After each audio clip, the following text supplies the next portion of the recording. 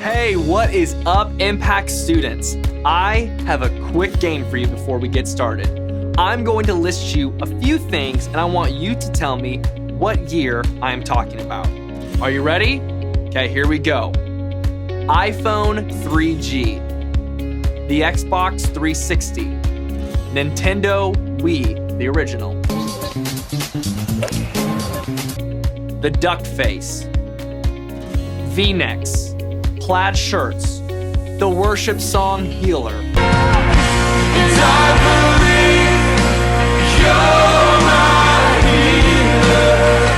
and of course, every guy having a massive belt buckle, whether you were from Texas or not. These are all things that were super cool in 2008. Yes, that's right. I'm sure that some of you haven't even heard of these things. Why? Because it was 12 years ago, and that is a long time. In fact, it's longer than some of you have even been alive. So today, I want to tell you two stories. One of them had to deal with a woman who had been sick for 12 years. That is a very long time. We're also going to see Jesus heal a girl who had died. And I think it's important for us to know that no matter how long or how serious a situation seems, Jesus is always in control. But first, it is time for the rewrap. Here we go. Once upon a time, there were 10 lepers. They couldn't get well, they needed a helper. They came to Jesus and bowed to his feet, and Jesus replied, "Go and see the priest." But on their way, all were made well, but only one of them ran back to tell. "Jesus, thank you," was his cry, and that's the lesson we need to apply. To see all God has done and to be thankful. Come on, it's fun. Mega mic drop. Boom! Whew, okay. That was incredible. Don't worry, my album will be coming out in 2035. Okay, so here's the thing. Jesus was talking to the people by the seashore of Galilee. An official of the synagogue named Jairus fell at the feet of Jesus. He said, "My little daughter is at the point of death. Please come lay hands on her so she will get well." Jesus followed him to his home. Oh. What's that? Oh. We now interrupt this normally broadcasted schedule of Jesus going to Jairus' home to bring you the story of the woman with the issue of blood. Okay, remember I said we were going to talk about a woman who had been sick for 12 years?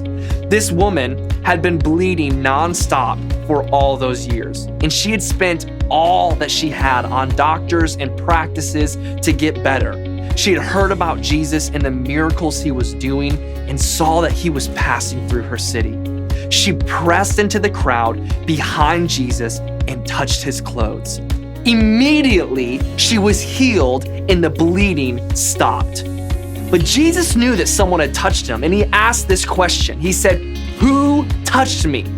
His disciples were looking at the massive crowd around him and were like, dude, we're in a massive crowd. There are literally dozens and dozens of people here. Everyone is touching you.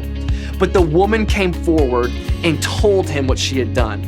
And he looked at her with love and he said, "Daughter, your faith has made you well." While Jesus was speaking, people came and proclaimed that Jairus' daughter had died. Jesus spoke up and he said, "Do not be afraid, only believe." Jesus went into the daughter's room, sent the people on their way, and said, "Little girl, I say to you, get up." Immediately, the girl got up and began to walk. I'm not talking about a few minutes or a few hours. I'm talking about immediately, like faster than a YouTube video loading, okay? He instructed them to give the girl something to eat. These two stories show very hopeless situations. One was the woman with no sign of getting better, and the other of Jairus' daughter who had died. Both times, healings are released through the power of Jesus. Both times, Jesus calls up faith in a hopeless moment. The woman, he says, your faith has made you well. And to Jairus, he says, only believe. Now, I've been in some hopeless situations. We had a multitude of doctors tell us that my oldest daughter, Emma, was going to be born with bad kidneys. She would need immediate surgery after birth, and she would probably have issues with them her whole life. It was completely hopeless. There was no way around it. There was nothing we could do to fix it. But we believed.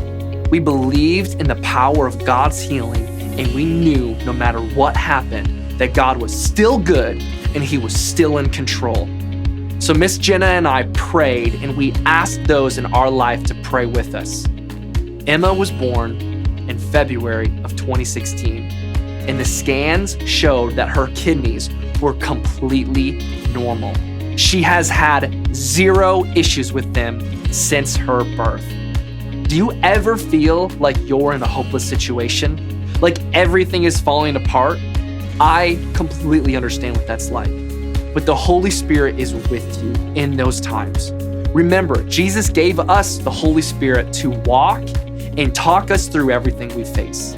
The same power that healed that woman and raised that girl from the dead and that healed Emma's kidneys lives in you. Impact students, there is no junior Holy Spirit. You have that same power to raise the dead and heal the sick right now. It is no coincidence that we call you Impact students. Why? Because you are making an impact right now. So no matter what is happening around you, remember this: faith in God brings you peace. He is in control and he is with you. Hey, I loved being able to share these 2 fantastic stories with you. I cannot stop saying this, but I am so excited to be with you all in person. I love you guys so much. Have a great day.